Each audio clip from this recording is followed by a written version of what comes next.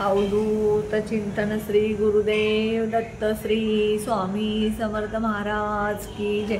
स्वामी दत्त सेवा या चॅनलवर तुम्हा सर्वांचे खूप खूप स्वागत। तुम्हा सर्वांचे आरोग्य उत्तमच राहू दे, तुमचे राहिलेलं आयुष्य आरोग्यदायी जाऊ दे, तुम्हा सर्वांना दीर्घायुष्य मिळू दे असं मी स्वामीचरणी प्रार्थना करते आणि माझ्या व्हिडिओला सुरुवात करते। बघा, शनी जयंती आहे आपली किती तारखेला? 6 तारखेला आणि अमावस्या उद्या संध्याकाळी 7:55 लागते आणि 6 तारखेला म्हणजे गुरुवारी सायंकाळी 6:07 अमावस्या आहे।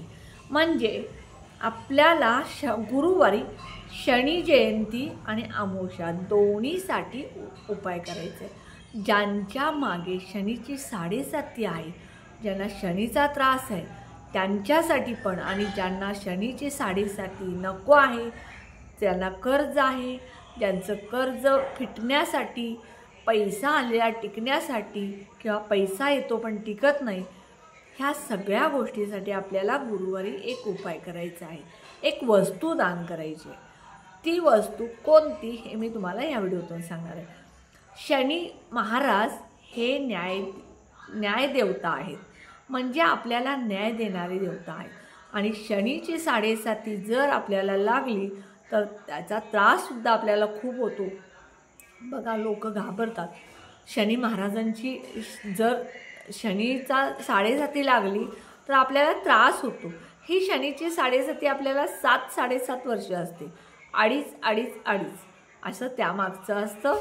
तर ही 7.5 आपल्याला लागली असेल तर आपल्याला उपाय केल्यानंतर त्याचा त्रास जास्त होणार नाही किंवा आपल्याला त्याची उणीव भासणार, म्हणजे त्याचं आपल्याला त्रास जो होतो तो जाणवणार नाही। त्यासाठी आपल्याला काय उपाय करायचे तर शनी जयंती दिवशी सगळ्यात पहिल्यांदा सकाळी तुम्ही लवकर उठून शुचिर्भूत व्हायचं। प्रत्येकाच्या गावामध्ये शनी मंदिर असतंच असतं।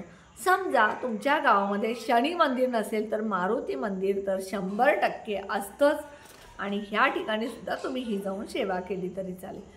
काय करायचं आहे, शनी महाराजांची 7.5 कमी होण्यासाठी किंवा आपल्या घरात पैसा टिकण्यासाठी, कर्ज आपलं नीर होण्यासाठी आपल्याला उपाय करायचा आहे। सगळ्यात पहिल्यांदा सकाळी लवकर उठायचं, आपल्या घरामध्ये स्वच्छता करायची। अमावस्या असल्यामुळे तुम्हाला मी प्रत्येक अमावस्याला सांगते की घरात जाळे जळमाटे अस्वच्छता असेल तर त्या दिवशी सगळं घर स्वच्छ करायचं।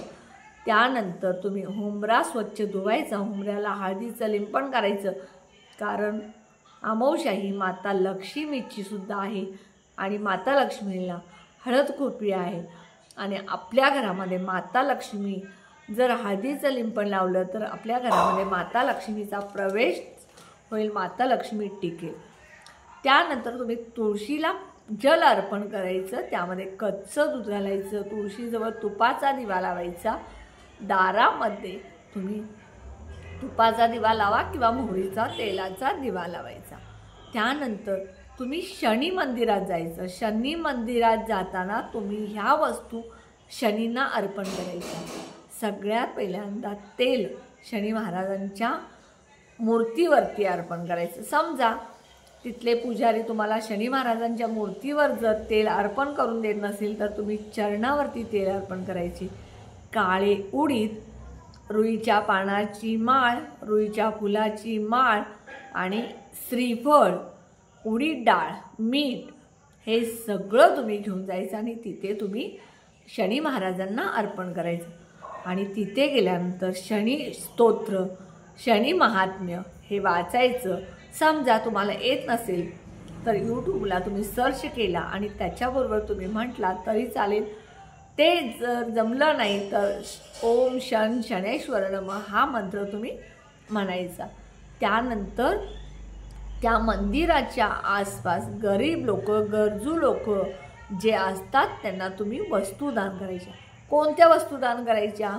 काळी छत्री, काळे कपडे, काळे चप्पल, हे सगळं तुम्ही गरीबाला जे गरजू आहे त्याला दान करायचं। त्यानंतर तुम्ही बेसनचे लाडू हे तुम्ही शनी महाराजांना नैवेद्य म्हणून दाखवायचे आणि तिथल्या गरीब लोकांना प्रसाद म्हणून वाटायचे। त्यानंतर त्याच दिवशी अमावस्या असल्यामुळं तुम्हाला पिंपळाच्या झाडाची पूजा करायची आहे। ही पिंपळाच्या झाडाची पूजा केल्यानंतर आपल्याला पितृंचा आशीर्वाद मिळतो, पितृंची आपल्याला कृपा राहते। त्यासाठी ह्या झाडाला कच्चा म्हणजे एक पांढरा धागा गुंडाळायचा आहे, मोहरीच्या तेलाचा दिवा लावायचा आहे, त्यामध्ये काळे तीळ टाकायचे, जल अर्पण करायचे, हळदी कुंकू घालायचे। हे सगळं तुम्ही त्या दिवशी पिंपळाच्या झाडाची सुद्धा पूजा करायची आहे। त्यामुळे तुम्हाला माता लक्ष्मीचाही आशीर्वाद मिळेल, शनींचाही आशीर्वाद मिळेल आणि त्यानंतर तुम्हाला तुमच्या पैशाच्या अडचणी असू देत, कर्ज असेल, शनीची 7.5 असेल, हे सगळं निघून जाईल।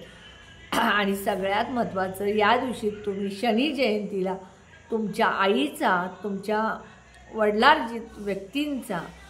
वडीलधाऱ्या व्यक्तींचा तुम्ही मान ठेवा, आदर करा, त्यांचा अपमान करू नका, त्यांना त्रास होईल असं त्या दिवशी काही बोलू नका। मी तर सांगते, वडीलधाऱ्या व्यक्तींना दररोज तुम्ही आदरानं बोला। तुमच्या घरातील व्यक्ती जे वडील असतील, आई असेल, सासू सासरे असतील, त्यांना सगळ्यांना आदराने बोला, त्यांच्याशी प्रेमाने वागा, कारण त्यांचा आशीर्वाद आपल्यासाठी खूप महत्त्वाचा आहे।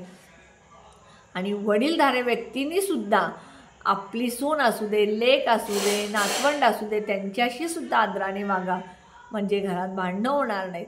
दुसरी गोष्ट, तुम्ही आई वडिलांचा आदर करा। आईला त्रास होईल, आईला वाईट वाटेल असं कुठलीही गोष्ट या दिवशी करू नका, कारण शनी महाराज हे न्यायाचे देवता आहेत। त्यामुळे शनींना आपल्या मुलांना आईला बोललेलं बिलकुल आवडत नाही। त्यामुळे तुम्ही शनी जयंती दिवशी तुम्ही आईला किंवा वडिलांना किंवा मोठ्या वडीलधाऱ्या व्यक्तींना वाईट काही बोलू नका किंवा वाईट वाटेल असं काही वागू नका। त्यानंतर शनी जयंती म्हणजे शनी महाराजांचा जन्म। ह्या दिवशी आपण शनी महाराजांची जास्तीत जास्त सेवा करायची आहे। जास्तीत जास्त जेवढी सेवा कराल तेवढं त्यांचा आशीर्वाद मिळेल, त्यांची 7.5 आपल्यावरून दूर होईल, आपल्यावरती त्यांची कृपादृष्टी राहील। त्यानंतर या दिवशी तुम्ही समजा शनीचं मंदिर नसेल तर कालभैरवाच्या मंदिरमध्ये किंवा मारुतीच्या मंदिरमध्ये ही सेवा करू शकता। ह्या छोट्या छोट्या ज्या गोष्टी आहेत ह्या या दिवशी तुम्ही केल्या तर तुमच्या घरातले दोष, तुमच्या अंगावरची 7.5 तुम्हाला जी आहे ती सगळी निघून जाईल। शनींची कृपा राहील तुमच्या घरावरती, तुमच्यावरती। हे छोटे छोटे उपाय तुम्ही या दिवशी नक्की करा। आवर्जून तुम्ही या काळ्या वस्तू तुम्ही दान करा, काळी छत्री दान करा, काळे कपडे दान करा किंवा काळे चप्पल दान करा, कुठली उडीद डाळ, काळे उडीद दान करा। हे सगळं तुम्ही ह्या दिवशी करू शकता। आणि त्या दिवशी लोखंड तुम्ही त्या दिवशी दान करायला विसरू नका। शनी जयंतीला जर तुम्ही लोखंड दान केलं, मग ते काही करा, एखादा छोटा स्टीलचा चमचा घ्या किंवा कुठलंही लोखंड तुम्ही दान करा। लोखंड दान केल्यामुळे तुमच्यावरती जे कर्ज आहे, इतकं कर्ज आहे की ते कर्ज फिटता भेटत नाही, तर ते कर्ज तुमचं 100% लवकर भेटेल आणि तुमच्या घरात लक्ष्मी प्राप्ती होईल, पैसा टिकेल, पैशाची आवक वाढेल, एवढं निश्चित मी सांगते।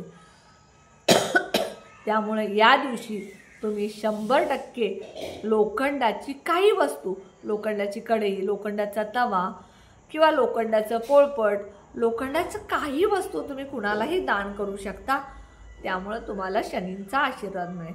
हा छोटासा माझा उपाय जर तुम्हाला आवडला असेल तर माझ्या व्हिडिओला जास्तीत जास्त शेअर करा, व्हिडिओला लाईक करा, कमेंट करा, ऑल बटनला क्लिक करा। त्यामुळे माझे छोटे छोटे उपाय सेवा तोडगे कळतील। आणि जे कोणी नवीन माझा व्हिडिओ बघत असेल त्यांनी माझ्या व्हिडिओला जास्तीत जास्त सबस्क्राईब करा। श्री स्वामी समर्थ।